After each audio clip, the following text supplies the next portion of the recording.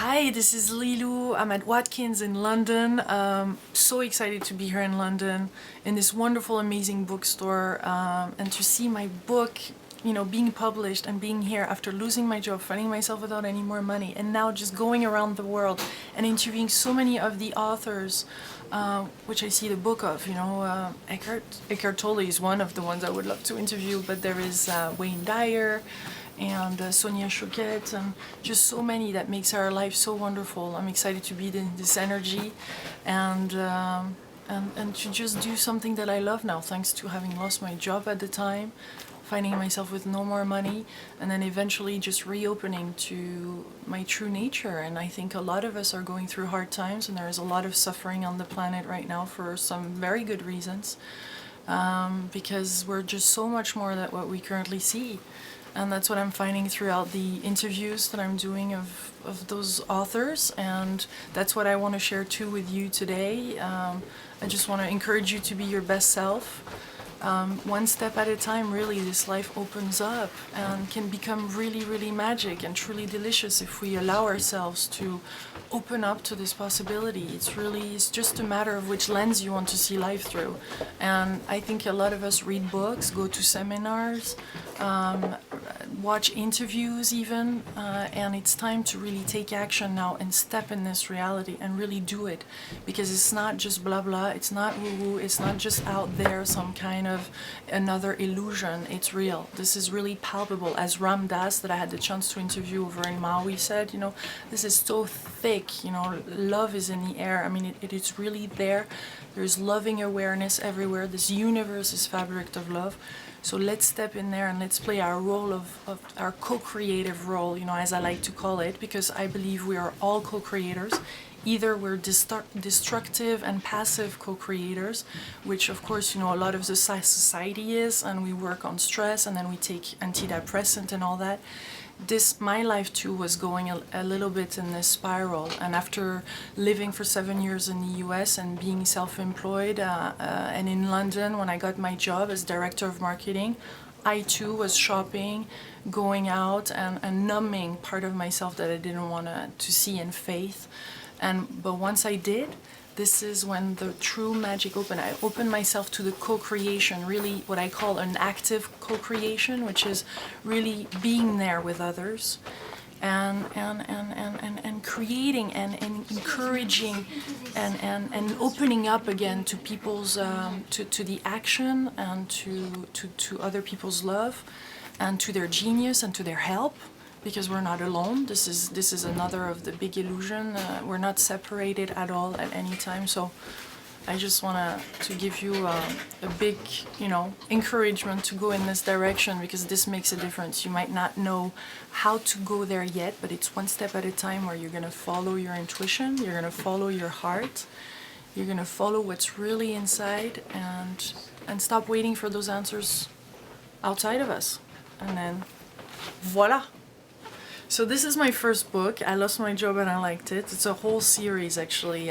The second one is I had no money and I liked it. And I just finished writing I have no religion and I like it, which is all about the co-creation. But the adventure really started for me when I lost my job on the 16th of February 2009 in the city of London, where I was an internet marketing director. After living for 7-8 years in the US and being self-employed, I had accepted this position and sold everything over there in the US, and found myself within 7 months losing my job. Whatever the reasons are for this job loss, actually the main thing is that gave me a real kick, because I was already doing some interviews on YouTube for many years, and that was something I was doing on the side. And that was my true passion, but I never had the guts to do it full time. And how would I live of making videos, and how would I make a living from interviewing people? And, who am I to really live this passion daily? And so when I lost my job, that was such an opportunity to live this passion. And instead of saying, what's wrong about me? What have I done? And I'm not worth it of this job. And I'm not even going to go into what my parents were thinking of me at the time. But anyway, I decided to post videos after that for free online and start really just living from there and living my truth and applying all those techniques that I had read in other books. I mean, I even talk at the beginning of this journal, because it's really a journal. I start taking my iPhone and recording all the fears and all the little steps. The books that I would read, for example, Neal Walsch was one of the books I had I thought of, and how he was saying, you know, he wants to really live his life fully and not work and only work for dying. You know, he wanted to live his passion, and all those encouragements, all those synchronicities, I wanted to record them to show how beautiful life is when we reopen up to it and we rebuild confidence with ourselves and with the world and with the universe. So it's full of little techniques where I say, you know, here is my declaration to the universe, and here is what I would really love to attract. One of my big wishes was to write a book. And 30 days later, actually, in London, at the London Book Fair in 2009, the same year that I had lost my job, the book was published. I self-published it at the beginning, and that's how things have moved forward. It's just been a miracle from that moment where I said, I'm not going to go back to this old job. I'm not going to go back to this marketing job. I'm really going to live this passion. And then I found myself without any money, because I just decided to publish this book, and I really thought, you know, doing a book was going to help me to make a living, but that was not enough. I from the day to the next, I found one day, and I was around the corner from here, from Watkins, and just checking out my bank account, and I couldn't get the money out. There was nothing left.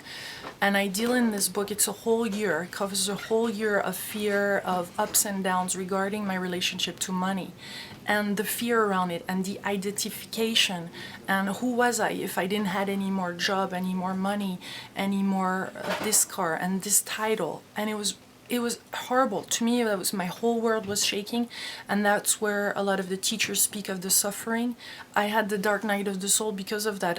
There's so many panics, like I could barely breathe at times, and I decided to record all the panics and all the beautiful journey leading me to reopening my heart, because the real issue was not the money thing. It was really that I was afraid to reopen myself to love. I was afraid in the past of loving somebody, even being in an intimate relationship. I was afraid to be myself unconditionally, to just show up as I was. I had to put mask on, and I wasn't feeling free. And to me now, with all the interviews now I'm doing, I know that this is at the core of human beings, is removing all those self-limiting beliefs, giving ourselves this love, and fully stepping in our beauty, our uniqueness, without comparing ourselves to others, let's celebrate our differences, and let's fully, you know, live this life that we're meant to. We all have unique skills, and my heart needed to reopen to this possibility,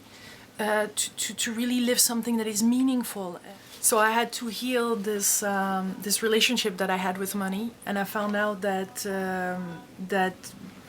then my heart just reopened to fully to life, started to really gain confidence again in life, decided to do this step forward in a positive way, not seeing the universe or as life as something that was going to get me, and be really responsible for what I was up to, and open up instead of so much pushing at things and wanting things to happen, just letting them unfold, and to open up to this beautiful life.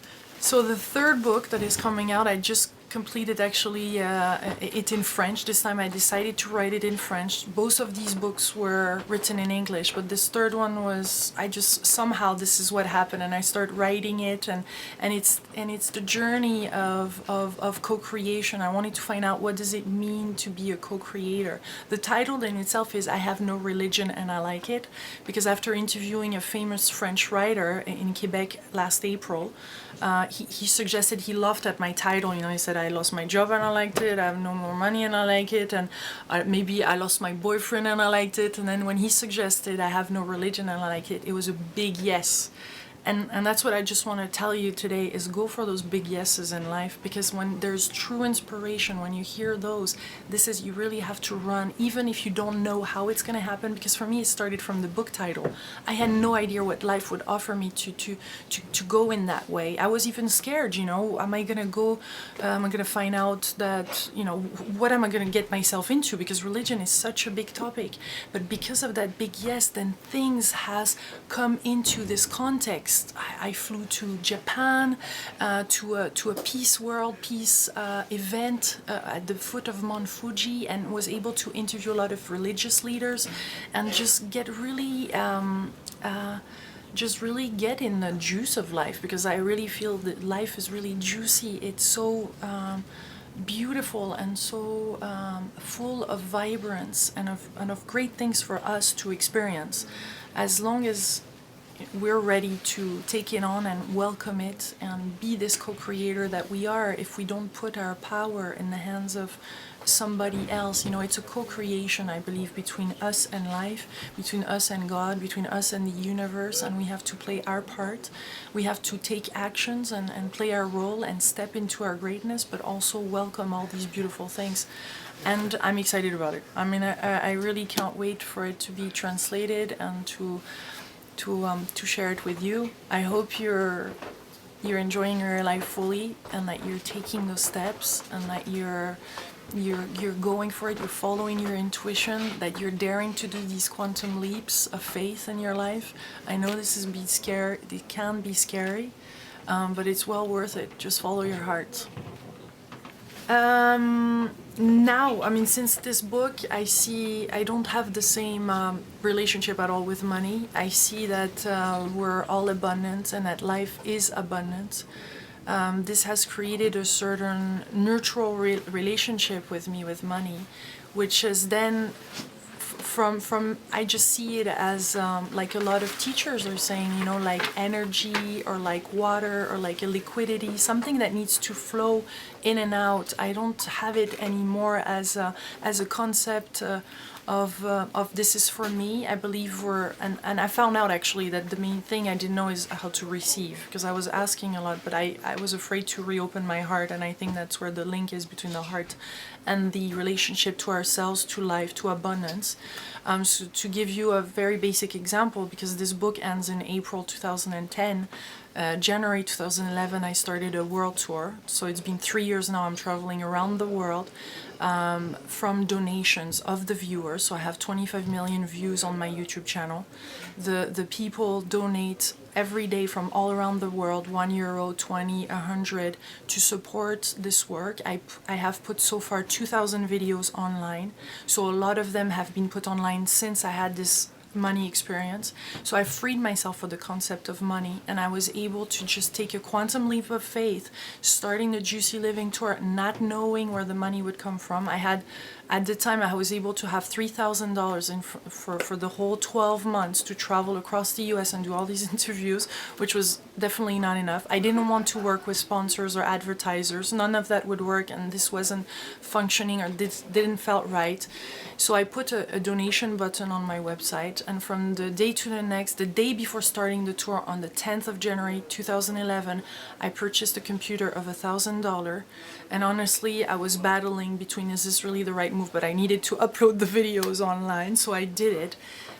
$1,000 just came in within a few hours after that. And I've noticed that now every time I take the first step confidently into life, confidently knowing it, and from a pure standpoint of wanting to share these videos, doing it for the right reason, of course, and wanting to spread the joy, wanting to spread inspiration across the world, the universe has backed me up in a way. And I've heard those stories countless numbers of times from women that were beaten up in their marriage that then all of a sudden find the solutions, for people that had a disease that found it's when we confidently move forward in our life that the universe seems to really hold us and support us.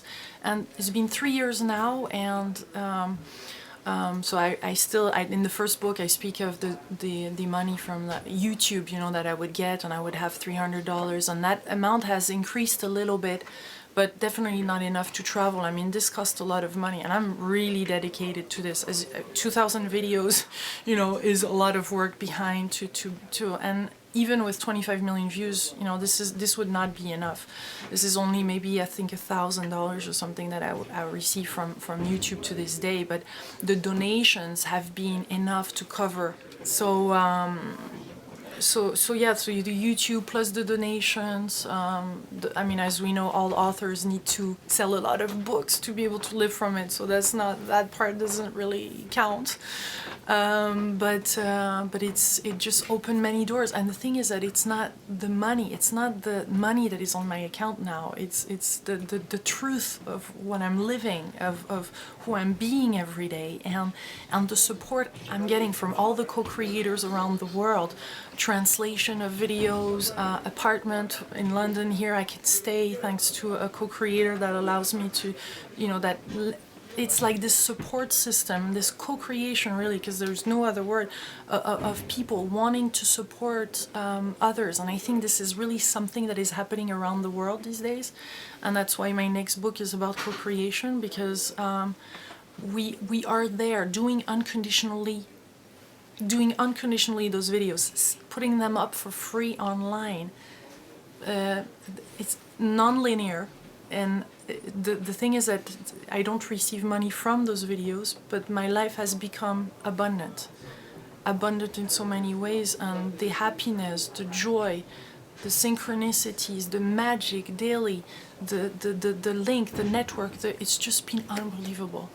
And I'm so grateful, and I'm so in awe in front of all this, and I'm very, very thankful for all the people that have supported. I'm grateful for the courage it took me to step in this zone, this uncomfortable zone at times, and I hope it's gonna be a long, beautiful ride. So Ethan just asked me what I wanted to do in 20, 30 years when I grow up, and I have no idea, and I love it, because now, as much as I went to a business school and I learned how to do marketing plans and to set things and to set goals, I'm just not anymore into this thing.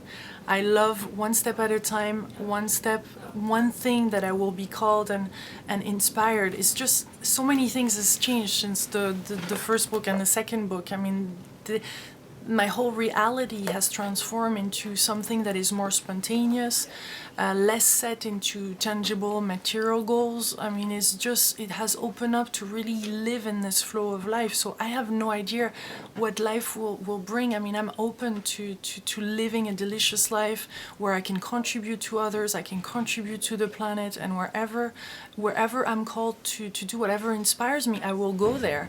But I don't know if really a TV talk show, as I could, you know, talk about in my first book, would really be the thing that I need right now. How can I not be grateful, you know, traveling the world, going and interviewing amazing people like Wayne Dyer or Ram Dass or Deepak Chopra or Sonia Choquette or, you know, or Emoto. I mean, and have those one-on-one conversation. Or lately I just interviewed Rupert Sheldrake, Bruce Lipton. It's just, I'm not from a scientific background. I have the chance and honor to meet these people and to then broadcast it. I mean, you know, to me that's juicy. That's life juiciness. So I don't know in 5 years. I don't even know in 1 year.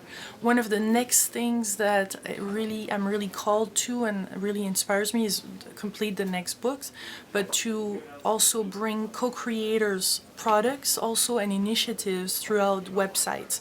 So really building the community, because I saw the support that the Juicy Tour got. And I really believe it's time to bring those connections, and so there's been clearly a network that has been created through those interviews and people discovering other authors and people they never heard of, and so this has created magic. But putting together a website maybe where people can really connect and support each other projects, and also have products, you know, on there maybe that are created from a co-creation perspective, where it's going to support others, it supports the planet, you know, from this kind of ethical and good perspective. And so that's what I can start to see right now, and they start to bubbling up, and we'll see where that leads. But there's really something important to mention, as Ethan and I were talking, is the authenticity and the vulnerability, and how important it is to be really real nowadays, and not pretending, or even what some people consider themselves as spiritual or conscious. You know, there is all this crap underneath. Sorry for the term, but that could be there. And it's time to just open up and say when something is not right, or is just by just showing up and being real with ourselves and being real with others and allowing ourselves to say what's so. I clearly say in the book, and I wanted to show the ups and downs, and my relationship with my mom, and my relationship with my friends, and the fears, and all of that is part of life. There's no pretending to be this enlightened person or to be somebody that we're not. Really, to me, spirituality means really loving life and enjoying life and being at the heart of it. And it's not so much about all those different concepts, or following or watching a specific guru, or waiting for somebody to save us, or you know, all these are things that are still outside of us and are never going to make us happy. To me, it's about really enjoying the life and being there with others, speaking our truth, and daring to live our truth, not the truth that what other people or our mother. That's why I went through those arguments with my parents, and I speak about it in the book, because they were driving me crazy. My God, you know, they have this concept of us, or our friends have this concept of us, but we have evolved since. And so sometimes it's about holding back a little bit, and when we have a dream, or when we have a project that is really important for us, maybe not sharing it immediately. It's about being responsible in our life and taking the necessary actions, not to put ourselves in a place where we're going to take another slap in the face and again be right about the fact that others are not supporting us. You know, everything is perfect to a T in this universe, and even if there is a big challenge happening in your life right now, maybe behind it there is a huge, beautiful, amazing gift that is going to make such a difference, and there is a treasure. There might be a big treasure behind it, and you might like it.